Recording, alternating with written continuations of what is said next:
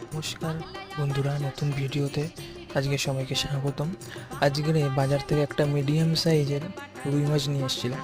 তো রুই মাছটা ঝোল করতে বারণ করলাম, একটু মাখো মাখো টাইপের ঝাল করতে বললাম। তো পেঁয়াজ, টমেটো, আদা, রসুন রীতিমতো রেডি করে নিয়ে সেটাকে ঘষুনি দিয়ে ঘষে পেস্ট বানিয়ে নিয়েছে।